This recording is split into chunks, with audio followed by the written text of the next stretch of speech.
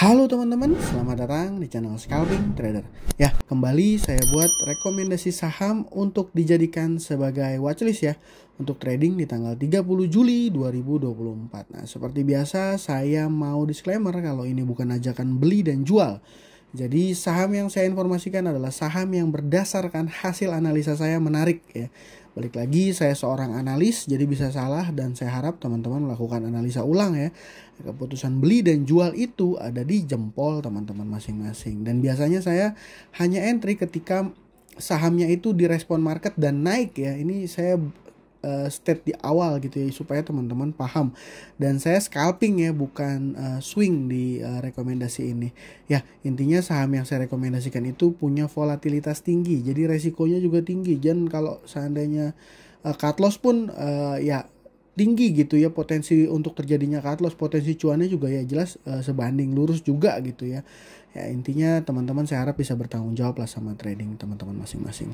Di tanggal 30 saya punya langsung aja nih ada 4 saham kepik masih main asumsi saya.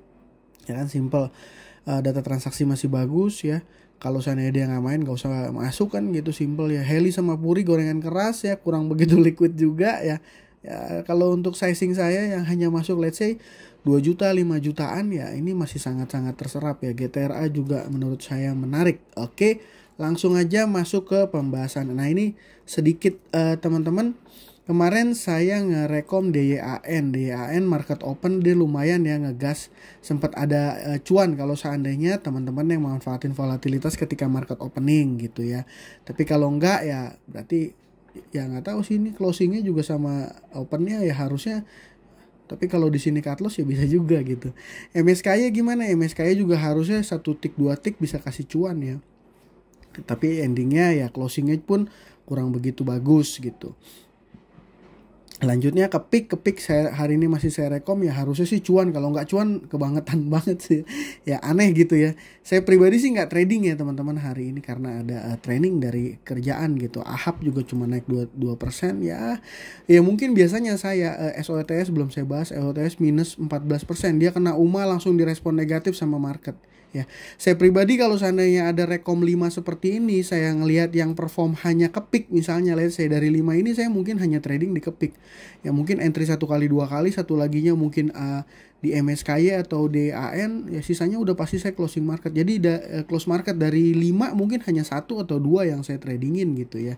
Buat teman-teman FYI aja. Dan untuk swing saya lihat DSNG ini kena ya stop lossnya. Indi sih masih sosok lah ya, masih sosok. TAPG ini yang menurut saya udah mulai harus hati-hati ya, karena nggak sesuai prediksi saya nih teman-teman. TAPG kenapa nggak sesuai prediksi? Karena hari ini volumenya kecil ya teman-teman, walaupun dia masih hijau ya 0,76. Kenapa? Karena kalau saya perhatikan volume transaksi hari ini ya tanggal 29 ini kecil sekali gitu. Ya asumsi saya ini nggak akan kuat lagi naik, besok ada asumsi saya akan koreksi gitu. Jadi buat teman-teman yang punya barang ya mungkin ya tinggal planningin aja. Kalau saya sih cuan bungkus aja, nggak agresif juga ya teman-teman. Hari ini kan udah mau deket-deket akhir ya, gitulah, saya juga ada kerjaan. Langsung aja masuk ke pembahasannya.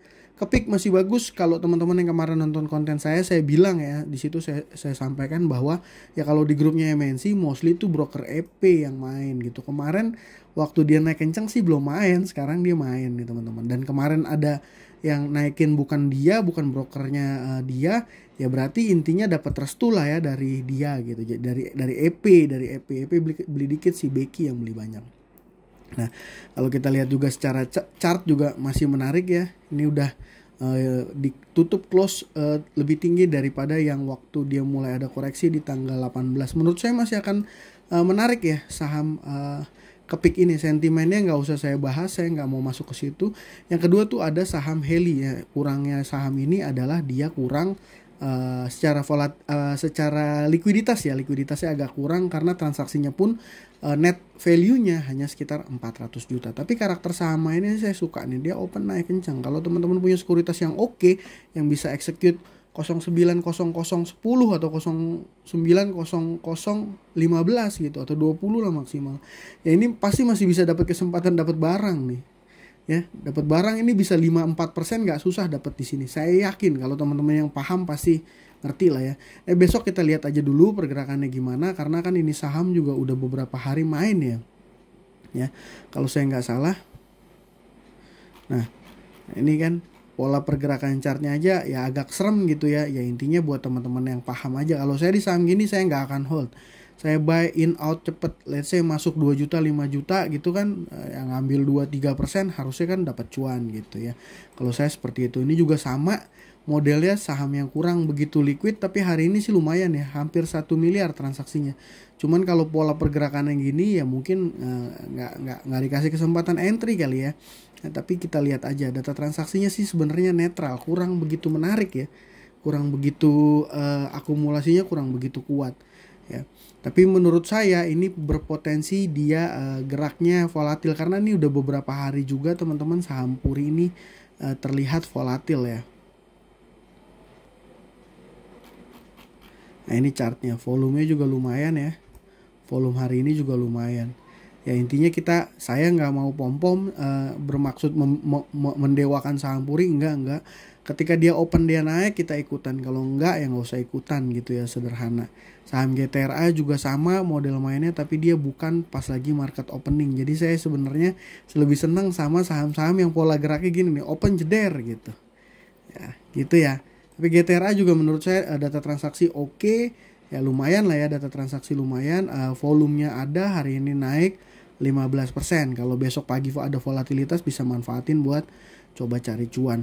Nah, buat teman-teman yang suka day trade gitu ya di saham-saham yang super liquid, atau teman-teman yang join di beberapa mungkin ya grup berbayar, saya yakin besok mereka pasti ada yang salah satu mention Raja sama Auto.